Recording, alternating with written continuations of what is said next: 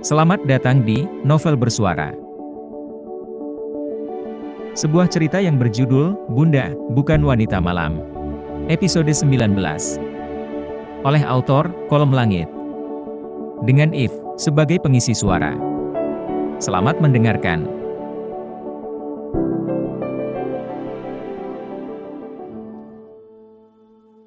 Tangisan Via tertahan. Dadanya terasa sesak. Dan seluruh tubuhnya gemetar. Ia memejamkan mata, menahan rasa sakit ketika Wira benar-benar telah merenggut mahkotanya. Kedua tangannya masih berusaha menahan tubuh Wira yang masih berada di atasnya. Sedangkan Wira sudah tidak dapat berkata-kata. Hanya sepasang netranya yang telah dipenuhi cairan bening, menyadari segalanya. Dalam keadaan masih tak percaya, lelaki itu menatap dalam-dalam wajah wanita yang kini berada di bawah kuasanya. Alfiana Andini, seorang wanita muda berstatus istri yang selama ini teramat ia benci. Wanita yang selalu dihina dan dimaki dengan tuduhan wanita murahan, nyatanya masih suci. Via sama sekali belum pernah terjamah sebelumnya, dan Wira adalah lelaki pertama yang menyentuhnya. Bagaimana mungkin kau masih?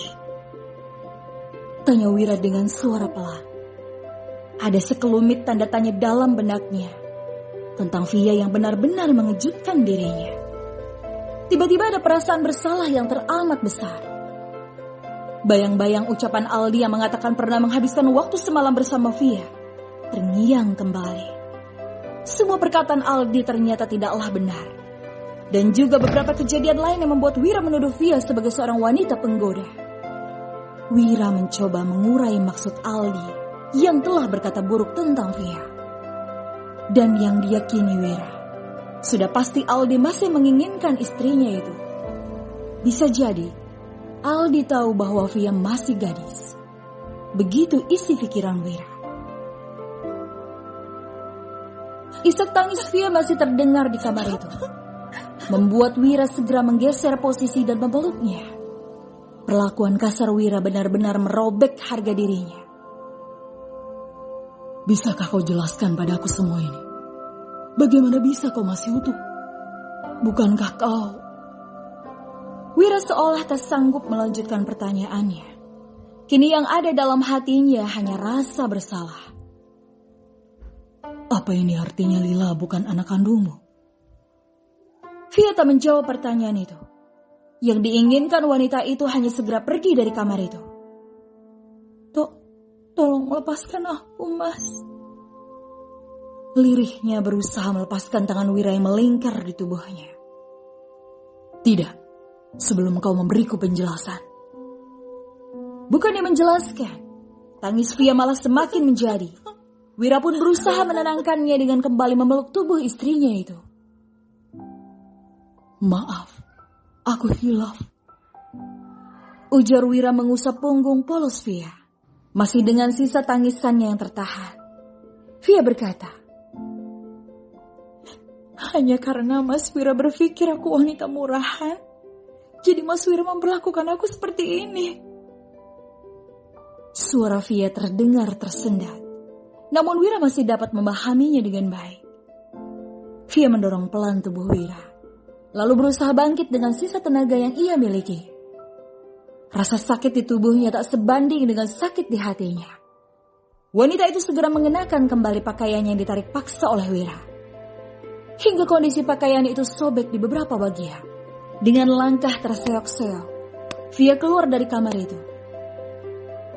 Sementara Wira segera meraih jubah tidurnya dan menyusul Via yang sudah menuruni tangga. Via, tunggu! Ucap Wira mempercepat langkahnya. Ia berusaha meraih tubuh Via dan memeluknya dari belakang. Kemudian berbisik. Maafkan aku. Ayo, kita bicara dulu. Ujarnya sembari mengeratkan pelukan. Ia membalikan tubuh Via dan memeluknya kembali. Untuk pertama kalinya, Wira bersikap lembut pada sang istri. Aku bersalah, Via. Aku sudah menuduhmu yang bukan-bukan. Tangan Wira mengusap dengan lembut rambut panjang Via. Namun seakan ucapan itu tidak ada artinya bagi Via. Ia hanya diam membisu dengan sisa-sisa tangisannya. Sesaat kemudian, terdengarlah suara tangisan Lila yang berasal dari kamar belakang. Bunda. Panggilnya diiringi suara tangisan. Via segera melepaskan pelukan Wira dan melangkah menuju kamar belakang di mana putri kecilnya berada. Saat tiba di depan kamar, wanita itu membenarkan kembali pakaiannya, memastikan penampilannya tidak berantakan di depan Lila, lalu mengusap air matanya agar Lila tak melihat. Via kemudian melangkah masuk ke ruangan pengap dan sempit itu. Kedua bola matanya berkeliling mencari sosok Lila yang tak terlihat di pembaringan. Suara isak tangis Lila yang berasal dari sudut ruangan membuat Via segera mendekat. Saat meyakini Lila sedang bersembunyi di sisi lemari. Dan benar, Lila ada di sana dengan posisi terlungkup. Via pun segera meraih tubuh gadis kecil itu. "Sayang, kenapa?" tanyanya lembut sambil membawa Lila ke pangkuannya. Sebisa mungkin Via berusaha tersenyum sambil mengusap wajah mungil itu. Lila takut, Bunda. Jawabnya dengan suara tersendat. "Takut kenapa, sayang? Kan sudah ada Bunda di sini." Via mengecup kening anaknya lalu memeluknya erat. "Bunda, Lila mau pulang ke panti. Lila tidak mau tinggal di sini. Om Lila jahat sama Bunda." Jawaban Lila membuat Via terdiam. Apa jangan-jangan Lila melihat apa yang dilakukan Mas Wira pada aku barusan? Wanita itu berusaha menyembunyikan air matanya. "Om Wira tidak jahat sama Bunda. Memang Lila lihat apa?" Lila mendongakkan kepalanya menatap sang bunda dengan raut wajah yang telah ritat. Lila mendongakkan kepalanya, menatap bundanya dengan raut wajah yang jelas terlihat sedih. Lila mendongakkan kepalanya, menatap bundanya dengan raut wajah yang jelas terlihat sedih. "Tadi Lila lihat Om Wira dorong-dorong Bunda di tangga. Terus Bunda jatuh." Mendengar jawaban Lila, membuat Via bernafas lega. Setidaknya gadis kecil itu tak melihat apa yang dilakukan Wira padanya di dalam kamar. "Tidak sayang, Om Wira sedang sakit. Makanya tidak sengaja dorong Bunda." "Lila juga lihat Om Wira malain Bunda tadi."